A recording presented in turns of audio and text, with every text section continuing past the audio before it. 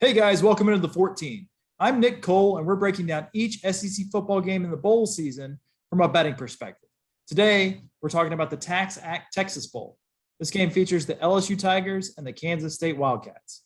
It's going to be played on Tuesday, January 4th at 9 p.m. Eastern Time in NRG Stadium in Houston, Texas. It's going to be broadcast on ESPN. From a betting perspective, this game opened with LSU as a 2-point favorite. And as of the recording of this video, it's now Kansas State as a 3.5-point favorite. The over-under for the game opened at 48, and that has held true as of this recording. I'll bring in our betting analyst, Christopher Smith. Christopher, this is the last SEC scheduled bowl game aside from the national championship. They don't think they saved the best for last for this one, did they? Yeah, I think this is the last bowl game, period. Considering, I guess, the national title game doesn't count as a bowl game. If this game actually does get played, which we're not 100% sure that it will, it's one last chance to, outside of the title game, to try to make some money, try to have some action on a game. So, might as well try to enjoy it. It should be very, very interesting anyway if it happens. If you watch LSU play all year, it's been interesting to see who's going to coach, who's going to play, who's going to opt out. And that will only deepen for this matchup, assuming they do field the team. So, Nick, why don't you tell us about the weather, if that's even necessary for this game, and then also who may or may not play, and Nick's news and notes. On the weather front, we've got a forecast of low 60s in Houston on bowl night and winds from 7 to 10 miles an hour. But I would point out that NRG Stadium does have a retractable roof, and it seems like most Houston Texans games, which is, their home stadium there, the roof seems to be closed most of the time. So I would anticipate that they'll probably keep it closed, especially if there's any weather concerns. On the injury standpoint, we've given this disclaimer to our bowl game videos throughout the bowl season, but it's important to go ahead and do it again for this one, especially. Not only are we talking about injuries here, but we're talking about opt-outs. We're talking about COVID issues. We're talking about transfer portal. There's a little bit of everything this bowl season. We've seen it play out in SEC games where up until literally minutes before kickoff, we find out, oh, this position group lost 2 or 3 players, or this star player has decided he's not going to play after all. So it's really important that we're going to run through all these names for you, but it's important before you place your bet on the day of this game, check in, make sure the game's being played, but also check to make sure that the key players that you think are going to impact the outcome of this game are actually playing. So let's start with the names that we have for right now. On the LSU side of things, here's what we know. Quarterback Max Johnson is transferring. He's going to Texas A&M, play for Jimbo Fisher. He's definitely not playing in this game. Quarterback Miles Brennan, who's been injured for most of the season, did enter the transfer portal, but got talked back into staying with LSU.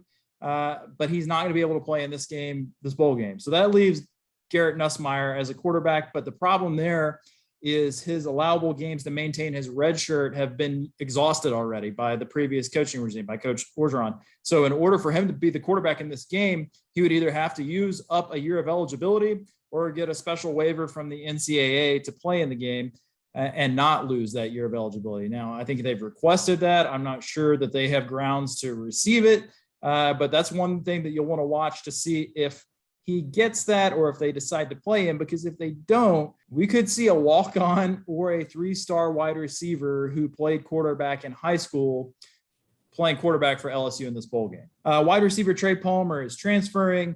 Linebacker Damon Clark and defensive lineman Neil Farrell Jr. have opted out of this game to get ready for the NFL draft. Defensive back Sage Ryan, offensive tackle Cameron Wire, and defensive lineman Mason Smith are all questionable. And of course, we've had names of players like Keyshawn Butte and a host of other players either get injured or opt out of playing during the regular season for LSU. So there's already a team that has endured a lot of roster churning through the season. On the Kansas State side of things, we've got quarterback Skylar Thompson's ankle injury seems to be getting better. He's likely to start in this game. They've got a couple of coaches that have left, including offensive coordinator Courtney Messingham and tight ends coach Jason Ray. So there's an interim offensive coordinator calling the plays for the Wildcats in this game. Backup running back Joe Irvin and Jacardia Wright are both have transferred out of the program. So there's a little bit of a depth issue at running back perhaps for Kansas State. And then defensive back Jerron McPherson is questionable for this game. So that's a pretty lengthy list that could grow in the days and hours until kickoff here. Try to set the stage for everybody on this game before I hand it over to you for the betting analysis, Christopher. On the LSU side, let's just start with this. I think we both have concerns about how much LSU actually wants to play in this game. I know most of the people watching this video understand where they're at.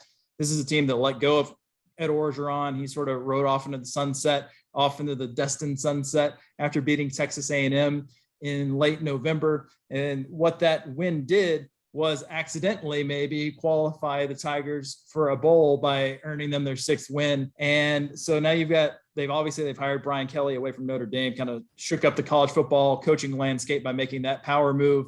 He's not going to be coaching this game. Obviously, what they're left with is an interim head coach. It's Brad Davis.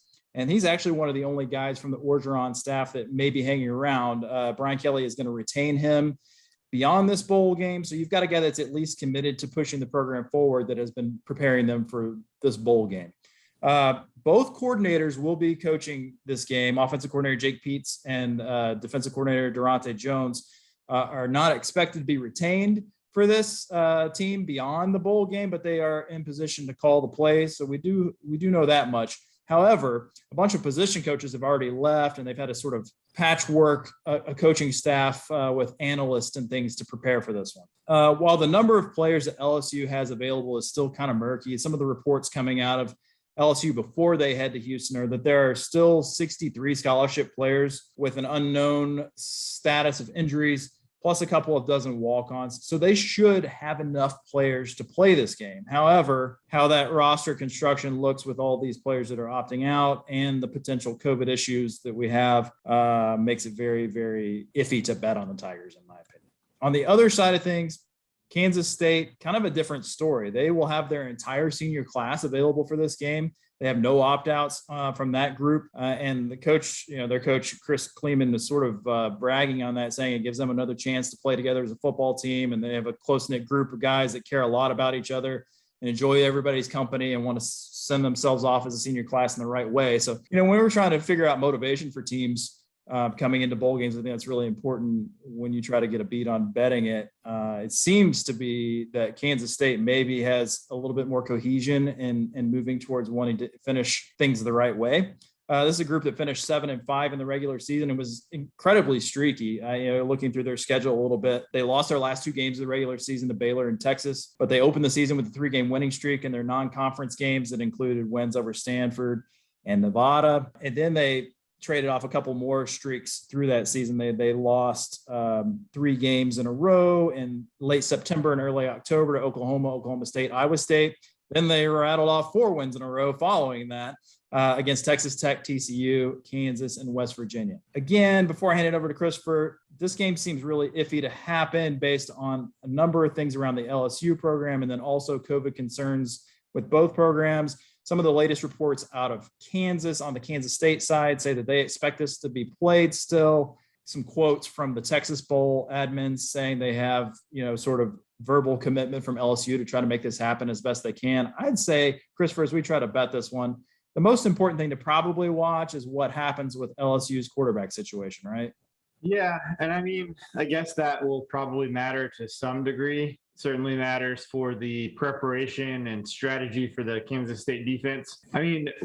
Does anyone, we know where you and I stand, Nick, but does anyone out there actually think that LSU wants to play in this game? I think the SEC office is very encouraging to its members to accept bowl invites no matter what's going on. They want the money, they want the exposure, that kind of thing like that. But, you mentioned they could be without a single scholarship quarterback for this game, and they're in between coaching staffs. They're pretty much without every notable star that started the season for them. So I guess the one silver lining for LSU is that you get some extra practice reps for some young and inexperienced players within your last 2 recruiting classes, let's say.